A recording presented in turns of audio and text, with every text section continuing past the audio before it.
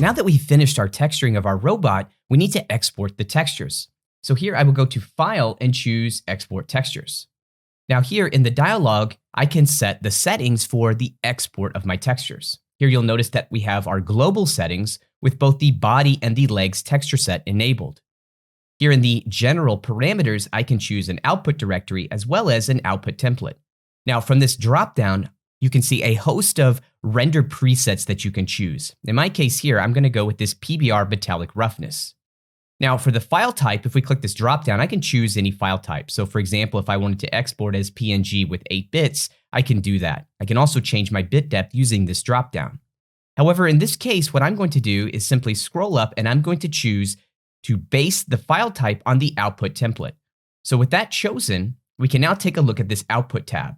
Here you can see that we have several render presets. Now, if we look at the PBR metallic roughness preset that we're going to be using, you can see here that we have various outputs for each of the channels that we've been working with in our texture set. So for example, here you see things like base color, roughness, metal, and so on. Now, each one of these outputs you can see here within this particular preset is set as a PNG format. Now, my base color is set to export at 8 bits. However, if I look at the normal and the height outputs, you can see that that has actually been switched to 16 bits. So the render preset can control the file type as well as the bit depth for each individual channel. So again, if we jump back over here to our settings, we now are able to change the size. Now right now, this is based on each texture set size, but if I click this drop down, I can actually override this. So say for example, I've been working in 2048 throughout this course. However, I can choose to export at a much higher resolution, such as 4K or 8K, for my final texture output. This is all driven by the non-destructive nature of Substance Painter. So for example, if we just close the export textures and we take a look at, let's say, our body texture set with the texture set tab, here you can see that the size is set to 2048. Now I can always change the resolution, but I prefer to keep the resolution set to 2K as it just keeps things processing more quickly in the layer stack. Now, like I said, I can always go to my export textures, and then at the time of output, I can always switch this here to a higher resolution. In my case, I am just going to leave it here based on each texture set size, which I know is 2048. Next, we have the padding settings. Its purpose is to dilate the borders of the UV islands to fill empty areas with similar pixels. Generating a good quality padding is important to ensure good bitmap generation when the textures are used in game engines. Essentially, you will not get a seam at the UV borders when the textures are mipped down. Generally, it's best to leave this at the default settings. Now you can also go to each texture set itself and choose to override any of the settings that we've chosen here in our global settings. However, in my case, like I said, for this basic output, I'm just going to use my global settings preference with the file type based on the output preset and the size based on the texture set.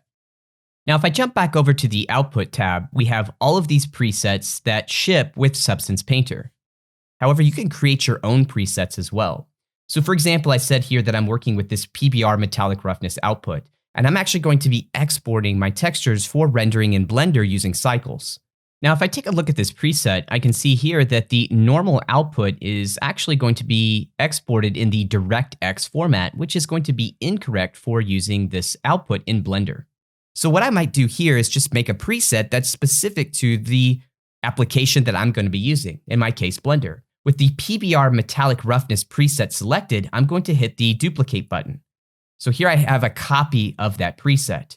Now, like I said, I just want to make one simple change. Here I know the normal is going to output DirectX, which is not what I need for Blender.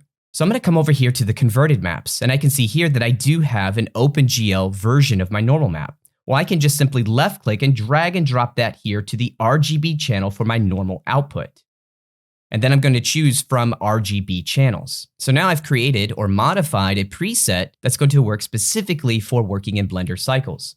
So here I'll come over to my preset and just simply right click and just rename this. And I can call this just a Blender preset if I like. But in my case, I'm just going to call this PBR metallic roughness OGL for OpenGL. Okay, so let's jump back over to the settings. And now for the output preset, I'll click my drop down and I'll scroll towards the bottom. And now I'm going to choose my new preset that I've created myself. So now that I have everything set up, I'll just simply click the export button. And here you can see that Substance Painter is now exporting the textures and all of the files have been exported. I can click the open output directory button so that I can view the textures that were just exported here in the process. Here I have my scene in Blender, and I'm adding the texture maps exported from Substance Painter to the body material and using cycles to render the scene. Now, we can also create a render directly here in Substance Painter. So here in my 3D view, I'm going to come up here towards the top and I'm going to choose to enter the IRay rendering mode. So this is using IRay, the path trace renderer from NVIDIA. So I'll click this button, and so now you can see here that I'm in this render view. If I start to navigate my viewport, you can see here that we are working with this path trace renderer. So now I'm going to walk through some of these display settings to set up a shot. In my case here, I don't want to use this ground, so I'm just going to enable this clear color, and then I'll come over to the color and maybe drop this to like a darker value, maybe something more like this here. So now I'm just going to position my perspective view to create a nice beauty shot. Now, as I scroll down here through the view, I also have camera settings, so I can adjust things like my field of view as well as my focal length. And here I have an option for my aperture. So for example, if I increase the aperture setting, you can see that I start to get some nice depth of field. So I can control the focal distance setting pretty quickly by just holding down the control key and middle mouse clicking here in the 3D view to set that distance. Now my depth of field is a bit too strong, so I'm just going to decrease the aperture setting. I want something that's just a little bit more subtle. Now here I can also activate some of these post effects here. This is going to allow me to add things like vignetting and glare. So for example, if I enable my vignette, and I'll increase the strength, so we get something like this. And next, I will also enable the glare.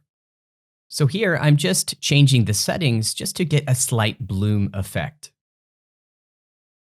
Now I can also change my lighting direction by holding down the Shift key and my right mouse button left to right. So here you can see that I'm just going to set a bit more of a dramatic lighting angle here. I can also jump back to the environment settings and choose a different map.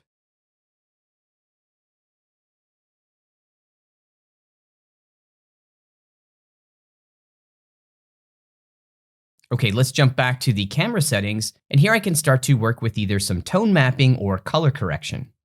So my image is dark, so I'm going to adjust my contrast and brightness, as well as jump over to the tone mapping and increase my exposure and gamma. I'm trying to get a correct exposure, but also add just a bit of a dynamic contrast effect.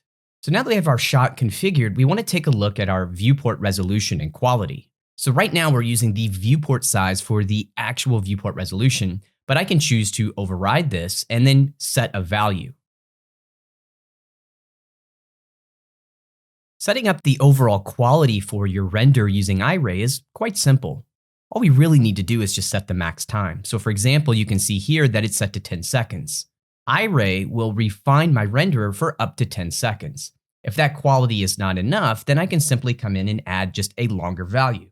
In this case, I'm just going to set the max time for 30 seconds. All you really need to do is just set the max time to be long enough so that you get the quality that you want. IRay will render until either the max time is hit or the max samples. So here you can see that the status is done, and now I have my render. I can click the Save Render button to just save this image. And if you have an ArtStation account, you can simply click the ArtStation Share button. This allows me to log into my ArtStation account, where I can then upload my renders directly to my account. Here I have some final renders of my robot composited into a scene. And this will conclude this Getting Started course. I hope you have enjoyed this basic look at using Substance Painter. The goal of this course was to provide a basic foundation. And now the fun really begins as you continue to learn and build upon this foundation. We can't wait to see what you create with Substance Painter. Thanks a lot for watching, and I'll see you next time.